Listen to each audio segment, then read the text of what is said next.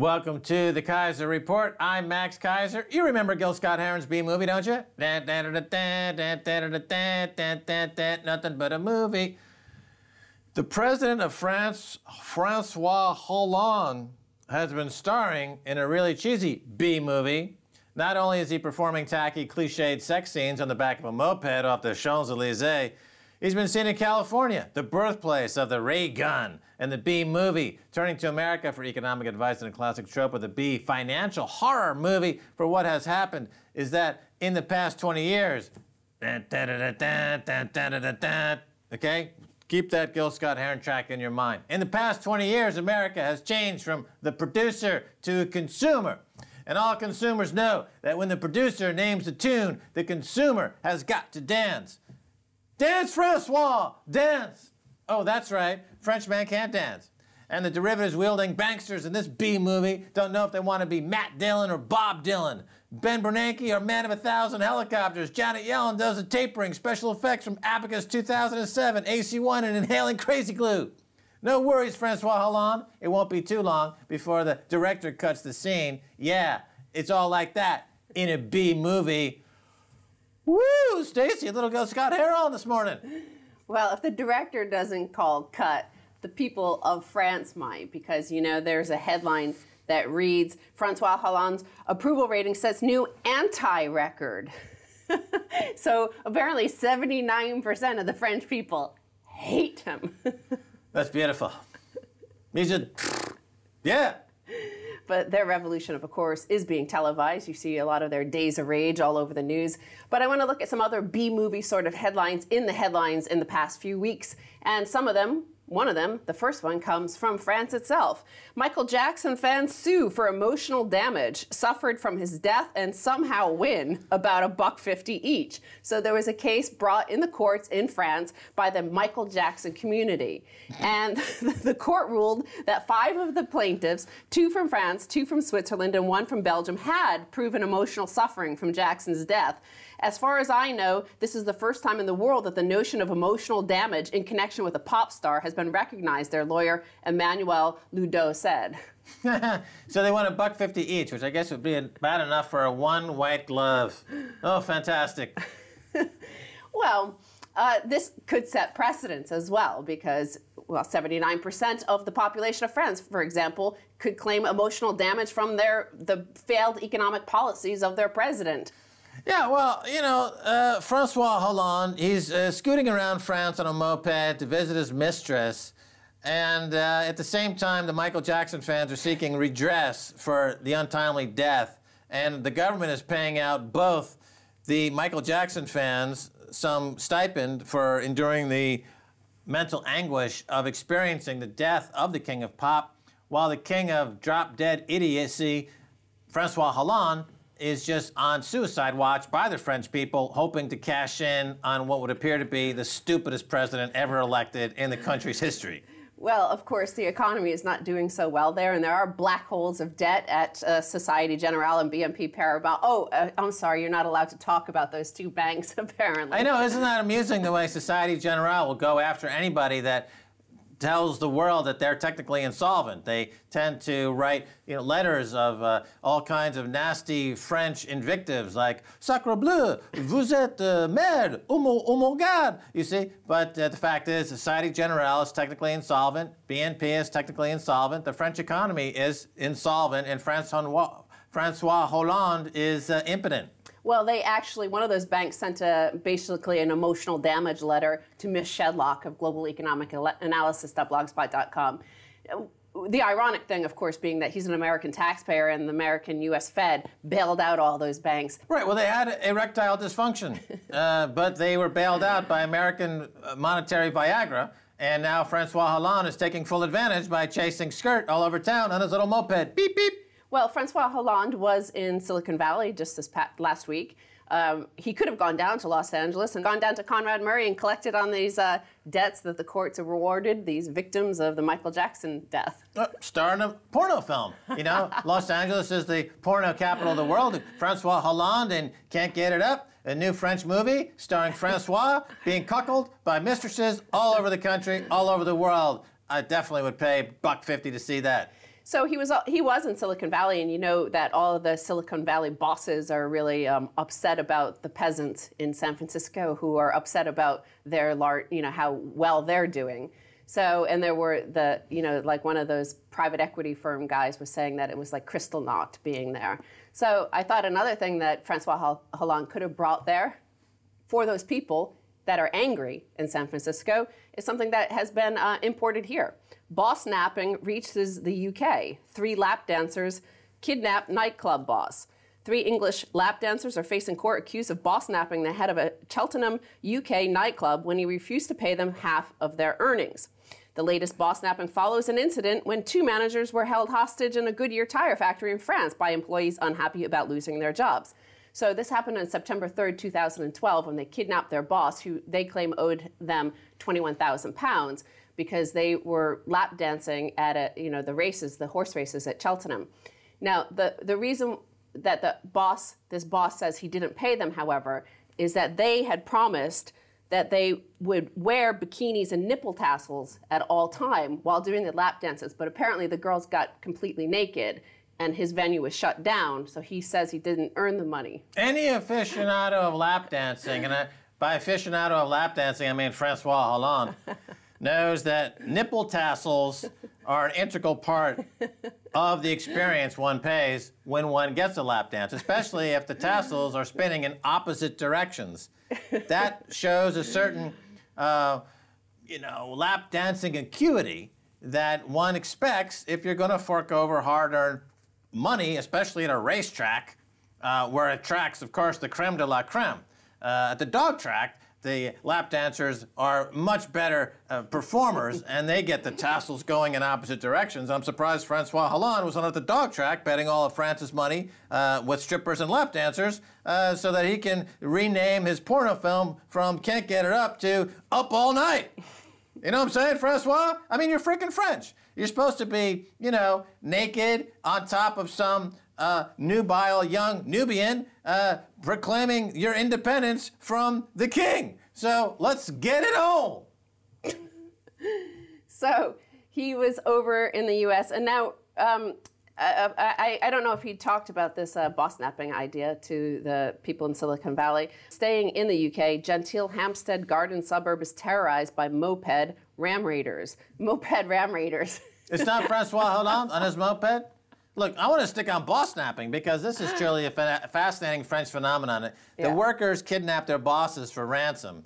And now this is, as you point out, the story is that it's kind of migrated over to the UK, where workers, the labor force, is now kidnapping their boss and holding the boss for ransom. This is what happens when the economy suffers inequality, as it does here in the UK or in the France, where the top 1%, you mentioned the private equity guy, Tom Perkins, who claims that being rich is like suffering under Kristallnacht.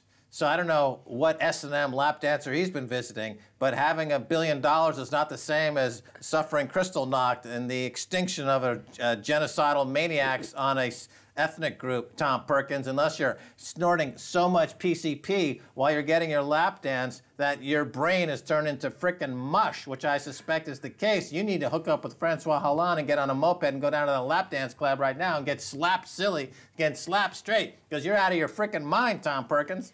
Well, the boss napping, they're not just holding them for ransom. They're kidnapping them and holding them until they get what they think they deserve. So in the case of Goodyear tire factories, I think it was 40,000 euros each all of the workers wanted before they would let the boss go, that they wanted this as reparations for working all that time there.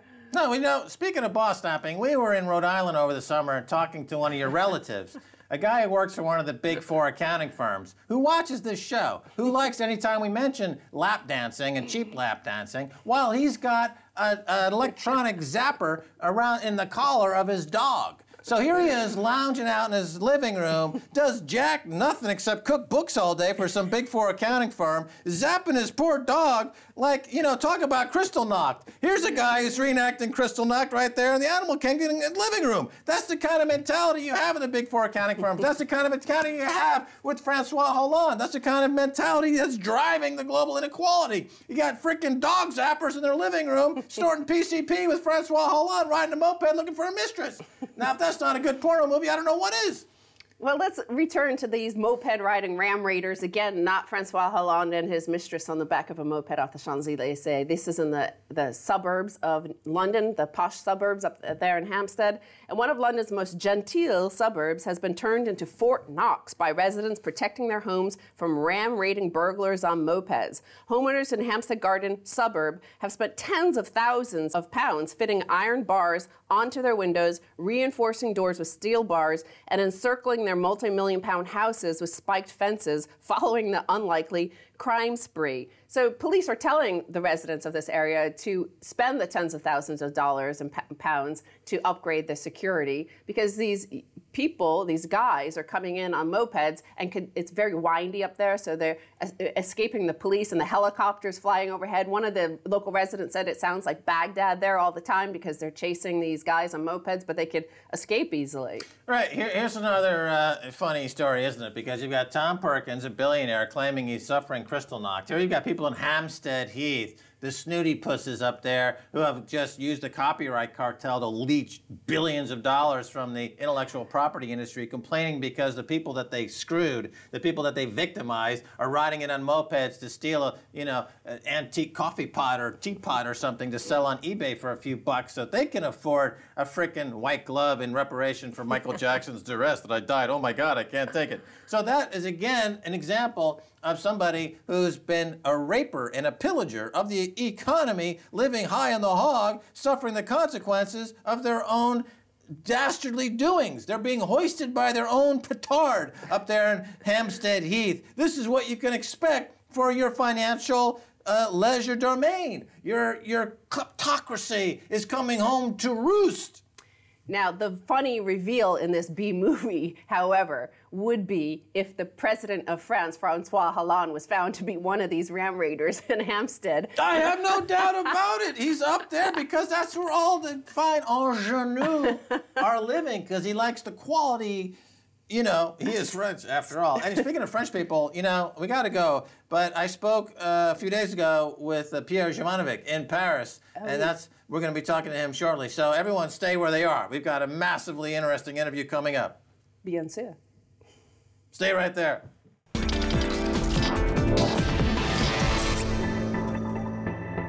Welcome back to the Keiser Report. Je suis Max Keiser, et maintenant on va à Paris to talk to Pierre Jovanovic, author of Blythe Masters, the best-selling book about J.P. Morgan's head of commodities and the inventor of the credit default swap, or as we like to call it, the credit defraud swap. Pierre, welcome back to the Keiser Report. Bonjour, Max. Pierre, first your thoughts on the 24 hours that Blythe Masters spent on the CFTC swaps panel. Pierre. My thought is that maybe somebody at the CFTC was in love with her. That's the only explanation I see, to take such a decision. It was like a suicide for the CFTC, especially when you think that Brooks Liborn, who was the head of the CFTC, fighted her at the time, and she was fired for that. Right, and this is a woman, Blythe Masters. She has an open, ongoing investigation by the regulators into market fraud. But it's part and parcel with this new reality, Pierre, of having both regulators and bankers and politicians all committing fraud together. There's no difference anymore. There are no regulators out there that are really doing anything. Now, a year ago or so you thought that J.P. Morgan was going to set Blythe Masters up for a huge fall. Where are we on that? As you can see, the J.P. Morgan decided to sell the Department of Commodities. But to go back to your to the previous, all these politicians, bankers, etc., regulators, as we said in French, they are all in the same bed. So by this way, it's more practical to understand what's going on. I see. So to put this in French terms, Blythe Masters was invited into a menage a trois of fraud between regulators, bankers, and politicians. I understand, and maybe Stephanie Flanders just for a little extra spice. Now let's talk about the French economy. There was a day of rage at the end of January which saw nearly 20,000 take to the streets against Hollande. They were chanting anti-Hollande economic slogans. What were they angry about, given the economic numbers, Pierre? I was there. I was covering the strike, and one number came out a couple of days ago, saying that in 2013, 63,000 companies, little, big ones, doesn't matter, have closed. And in 2012, we had like 50 or 55,000, and so on. So as you can see, the French economy is falling totally apart. There is no a single week you don't have a kind of big strike. When it's not the cabs, then you have the day of rage. When it's not the day of rage, it's against the homosexual marriage.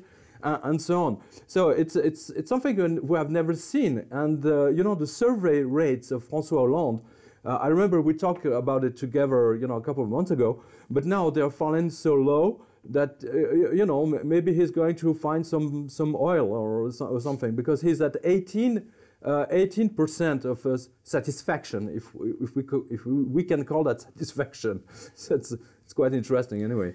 So let me ask you about this kind of in a broader context, because over the past few years, during the Eurozone crisis, we've seen countries down in the south of Europe, like Greece, Portugal, and Cyprus, go through a crisis. The economies collapse, unemployment skyrockets, and there was some idea at that time that there would be a contagion, and that this problem would travel north and get to France. Is that true? Is this basically part of the overall problems we've seen in the past 5 years finally arriving on the doorsteps of France, Pierre? Oh, yeah, definitely, Max, definitely. To give you a couple of examples, what we have seen in Greece, like, 3-4 years ago, we start to see it in France. Example, you have companies saying to the employees, you have the choice. Either we're going to move the factory in Poland or Romania or whatever, or either you accept your 30% cut of your salary. So we're seeing something interesting, but it's the same pattern as in Greece. You started to level down the salary of people. And of course, the statistics of the unemployment have been totally distorted, as in the United States. So it's absolutely frightening, really frightening. And we have it's very scary, because for the first, maybe for the first time, this year might be the one with a couple of deaths, the next strikes we're going to have, because the day of rage will go on. And the Ministry of Interior is extremely careful about that. So he's fighting them also. So there is, when you have Francois Hollande have the power with only 18% of satisfaction, so he cannot go on very long. Traders in New York and in London are going to have a lot of fun, in the next couple of months. Well, you mentioned the traders in New York and London. Of course, right before Greece collapsed, Goldman Sachs, it's now well understood, made enormous bets on the collapse of Greece, and they profited handsomely. The insiders, Papandreou, was benefiting by some financial fraud, and so it was really set up to fail. And we see some other similarities. In Greece, of course, after the collapse that was engineered by Wall Street, you had a rise of neo-Nazism. In France, just recently, as part of a huge protest, almost 20,000 neo-Nazis were in the street shouting, screaming anti-Semitic slogans. Let me correct you on this one, because I covered there were no 20,000. I mean, there was actually, it was like 80,000 people in the streets, and there were like 1,000 people, scanning this kind of stuff. So it's a difficult mix up, but that was made by the French media who wanted this day to be off of the screen, of the radar. Okay, so let's be clear then. So there was approximately 1,000, you say, of anti-Semitic neo-Nazi types in the street. There is a similarity with what's going on in Greece, however, when an economy becomes completely distorted, when there's reparations to be paid. In this case, reparations are being paid to the likes of corrupt bankers like Blythe Masters and J.P. Morgan. There's a rage that boils over. People start looking for scapegoats. People start becoming violent. And you're suggesting that in 2014, we could see this type of violence that we have seen in Greece. We could see it in France. Is that correct? It's definitely correct. Let me just remind you something regarding Goldman Sachs. Goldman Sachs came out, I think it was 2 years ago, saying in a French newspaper that salaries are too high in France. So, and Goldman Sachs, could you imagine that, saying, you know, we want the salaries going down of 30%.